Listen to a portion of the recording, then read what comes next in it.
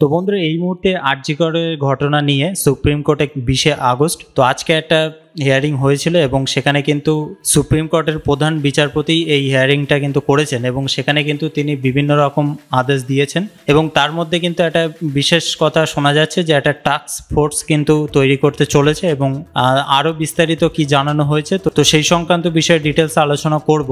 তো আজকে যে হিয়ারিংটা হয়েছে এবং তার ফলে যারা আর কি আন্দোলন করছে তাদের কি প্রতিক্রিয়া আছে, তো সেসব বিষয়ে আমরা ডিটেলস আলোচনা করব আর কিছু ক্লিপও আপনাদেরকে দেখাবো। তো অবশ্যই ভিডিওটা লাস্ট অব্দি কন্টিনিউ করুন। তো বন্ধুরা প্রথমেই আপনাদেরকে বলে দেই যে আজকে কিন্তু আরজি কর কাণ্ডের জেরে কর্মক্ষেত্রে চিকিৎসকদের নিরাপত্তার জোর ও টাস্ক ফোর্স গঠন করলো সুপ্রিম কোর্ট। তো বন্ধুরা বিস্তারিত কি জানানো হয়েছে এখানে আপনারা দেখতে পাচ্ছেন। আরজি কর কাণ্ডে তোলপাড় গোটা দেশ, সেই নিয়ে শুনানি চলাকালীন ন্যাশনাল টাস্ক ফোর্স গঠন করলো সুপ্রিম কোর্ট। কর্মক্ষেত্রে চিকিৎসকদের নিরাপত্তা সংক্রান্ত দিকগুলি খতিয়ে দেখার পাশাপাশি কি কি পদক্ষেপ করা উচিত সেই নিয়ে নিজেদের মতামত জানাবে এই টাস্ক ফোর্স। একাধিক চিকিৎসক রয়েছে এই টাস্ক ফোর্সে। কলকাতার আরজি কর হাসপাতালে মহিলা চিকিৎসকের ধর্ষণ এবং খুনের ঘটনায় স্বতঃপ্রণোদিত হস্তক্ষেপ করেছে দেশের সর্বোচ্চ আদালত। মঙ্গলবার সেই নিয়ে প্রধান বিচারপতি DY চন্দ্রচূড় নেতৃত্বাধীন বেঞ্চে শুনানি শুরু হয়। তাতেই সর্বভারতীয় ক্ষেত্রে চিকিৎসকদের নিরাপত্তার জন্য জাতীয় টাস্ক ফোর্স গঠন করা হয়। তো বন্ধুরা এই যে টাস্ক ফোর্স গঠন করা হলো, তো এটা শুধুমাত্র যে আরজি করের জন্য বা আমাদের পশ্চিমবঙ্গের জন্য সেটা কিন্তু না, সর্বভারতে যে হসপিটাল আছে বা স্বাস্থ্যকেন্দ্র আছে তো সেখানকার নিরাপত্তার জন্য এই টাস্ক ফোর্স কিন্তু কাজ করবে। কোনো প্রকার সমস্যা হোক বা যাবতীয় তথ্য তো এনারা কিন্তু সেগুলো সংগ্রহ করে তারপরে এনাদের মতো যে ডিসিশনটা নেবার তারা কিন্তু নেবেন। তো এখানে বলা হয়েছে দেখুন যে সুপ্রিম কোর্টের এই টাস্ক ফোর্সের নেতৃত্ব দেবেন ভারতীয় নৌবাহিনীর চিকিৎসা পরিষেবা বিভাগের ডিরেক্টর জেনারেল অ্যাডমিরাল আরতি সোরেন। তো বন্ধুরা বুঝতে পারছেন যে এই যে টাস্ক ফোর্স গঠন করা হলো তার মধ্যে কিন্তু ভারতীয় নৌবাহিনীর চিকিৎসা পরিষেবা বিভাগের ডিরেক্টর জেনারেল এবং একজন বড় অফিসার তাকে কিন্তু এখানে রাখা হয়েছে এই টাস্ক ফোর্সের নেতৃত্ব দেওয়ার জন্য।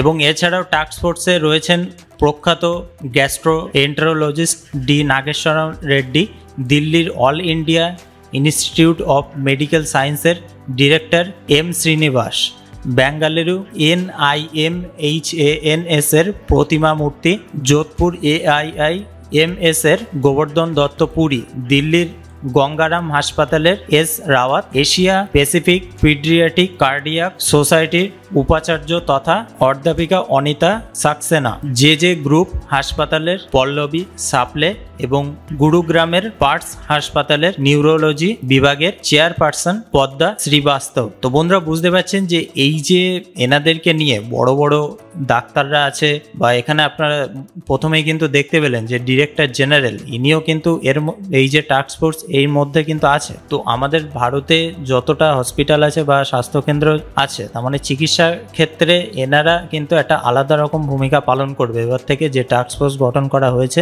তো এনারা যে সিদ্ধান্তটা নেবে তো সেটাই কিন্তু সর্বশেষ সিদ্ধান্ত হবে। এবং আরও কি বলা হয়েছে দেখুন যে শুনানি চলাকালীন এদিন প্রধান বিচারপতি জানান চিকিৎসকদের নিয়ে গঠিত এই টাস্ক ফোর্স নিরাপত্তা সংক্রান্ত বিষয়ে নিজেদের মতামত জানাবেন, কি কি পদক্ষেপ করা যেতে পারে তার সুপারিশ করবেন যা গোটা দেশে কার্যকর করা হবে। তো বন্ধুরা এটা অবশ্যই মাথায় রাখবেন, গোটা দেশে এই টাস্ক ফোর্স কিন্তু কাজ করবে, শুধুমাত্র আমাদের পশ্চিমবঙ্গে নয়। প্রথমেই বললাম আবারও বলছি গোটা দেশেই কিন্তু এটা কার্যকর হবে। টাইমলাইন ধরে কোথায় কি করা যেতে পারে তাও জানতে পারে টাস্ক ফোর্স। প্রধান বিচারপতি বলেন গোটা দেশের চিকিৎসকদের জানতে চায় আপনাদের নিরাপত্তা এবং সুরক্ষার জন্য আমরা রয়েছি। এই মুহূর্তে যাকে ঘিরে উদ্বেগ দেখা দিয়েছে আগামী 3 সপ্তাহের মধ্যে অন্তর্বর্তী রিপোর্ট জমা দিতে হবে এই টাস্ক ফোর্সকে। তো বন্ধুরা যে টাস্ক ফোর্স গঠন করেছে আগামী 3 সপ্তাহের মধ্যে কিন্তু একটা রিপোর্ট কিন্তু জমা দিতে হবে এবং চূড়ান্ত রিপোর্ট জমা দিতে হবে আগামী 2 মাসের মধ্যে। সেই মতে রাজ্য ও কেন্দ্রীয় সরকারের সমস্ত হাসপাতালকে পদক্ষেপ করতে হবে। কত সংখ্যক নিরাপত্তা রক্ষী নিযুক্ত করতে হবে, প্রবেশপথে ব্যাগেজ স্ক্রিনিং, চিকিৎসকদের বিশ্রামের ঘর, হাসপাতাল জুড়ে সিসিটিভি, রোগীদের অনুযোগ সামাল দেওয়ার জন্য প্রশিক্ষণ, হাসপাতাল চত্বরে পুলিশ পোস্ট এবং যৌন হেনস্থা প্রতিরোধ সংক্রান্ত বিষয়ে টাস্ক ফোর্সের নির্দেশানুসারে চলতে হবে হাসপাতালগুলিকে। সেই মতো 1 মাসের মধ্যে কেন্দ্রীয় সরকারকে হলফনামা জমা দিতে হবে আদালতে। তো বন্ধুরা বুঝতে পারছেন যে জিনিসগুলো দরকার হবে হাসপাতালে নিরাপত্তার ক্ষেত্রে ক্ষেত্রে বা চিকিৎসকদের বিশ্রামের জন্য সম্পূর্ণ যে নথিগুলো সেগুলো কিন্তু টাস্ক ফোর্সকে দিতে হবে এবং সেই অনুযায়ী কিন্তু কেন্দ্র সরকার একটা হলফনামা কিন্তু জমা দেবে আদালতের কাছে, সেটাই কিন্তু এখানে বলা হয়েছে।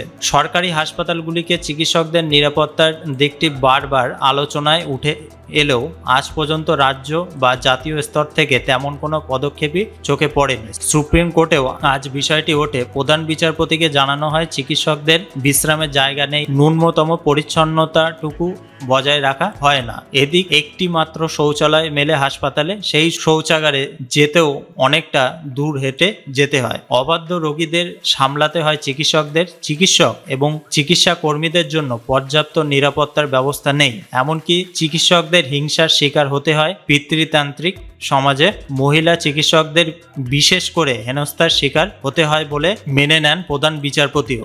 তাই তিনি বলেন, আর একটা ধর্ষণ ও খুনের জন্য অপেক্ষা করতে পারে না দেশ, এখন পদক্ষেপ করতে হবে। আরজিকর হাসপাতালে প্রাক্তন অধ্যক্ষ সন্দীপ ঘোষের বিরুদ্ধে কী পদক্ষেপ করা যেতে পারে সেই নিয়ে মমতা বন্দ্যোপাধ্যায় সরকারের মতো জানতে চেয়েছে সর্বোচ্চ আদালত। এদিকে প্রধান বিচারপতি চন্দ্রচূড়, বিচারপতি জেবি পাটদিওয়ালা এবং বিচারপতি মনোজ মিশ্রের বেঞ্চে মামলার শুনানি চলেছিল। আর এমনকি এখানে কিন্তু আরও বলা হয় যে মঙ্গলবার শুনানির সময় পাশাপাশি সুপ্রিম কোর্ট চিকিৎসকদের কর্মবিরতি প্রত্যাহারের কথা বলা হয় এমন অনেক হাসপাতাল আছে যেখানে নামী ডাক্তারদের দেখানোর জন্য দীর্ঘদিন অপেক্ষা করতে হয়। সেই দিনক্ষণে পরিষেবা না পাওয়ায় অর্থ চিকিৎসা পাওয়া আরও পিছিয়ে যাওয়া। তো বন্ধুরা, এখানে কিন্তু সুপ্রিম কোর্টের তরফ থেকে বলা হয়েছে যে আন্দোলনটা হচ্ছে সেটা প্রত্যাহার করে নিতে এবং স্বাভাবিকভাবে পরিষেবা দেওয়ার কথা কিন্তু এখানে বলা হয়েছে এবং এর পরিবর্তে কি প্রতিক্রিয়া দিয়েছে আন্দোলনকারীরা সেটাও অবশ্যই জানাবো। এখানে আরও কিন্তু বলা হয়েছে, দেখুন যে 700 রেসিডেন্ট ডাক্তারের মধ্যে বেশিরভাগই নিরাপত্তার অভাব বোধ করার জন্য চলে গিয়েছে। 30-40 জন মহিলা আর 60-70 জন পুরুষ ডাক্তার আছেন। শুধু নিজেদের পড়াশোনাও নয়, পরিষেবা দেওয়ার স্বার্থে সমস্ত চিকিৎসকের হাসপাতালে ফিরে আসা উচিত। তাই সিআইএসএফ আর সিআরপিএফ পর্যন্ত পর্যাপ্ত পরিমাণে মোতায়েন করতে হবে আরজিকর হাসপাতালে। তো বন্ধুরা, বুঝতে পারছেন যে সর্বোচ্চ আদালত সুপ্রিম কোর্ট কিন্তু জানিয়ে দিয়েছে যে আরজিকরে এবার থেকে সিআইএসএফ বা সিআরপিএফ জওয়ান কিন্তু মোতায়েন করা থাকবে এবং তারাই কিন্তু সেখানে সম্পূর্ণ কিন্তু নিরাপত্তার রক্ষী হিসেবে কিন্তু সেখানে থাকবে তারা। তো বন্ধুরা, এবার এর সম্পূর্ণ ডিটেলসটা কিন্তু আপনারা জানতে পারলেন আজকে কি হলো, সুপ্রিম কোর্টে কি রায় বার হলো।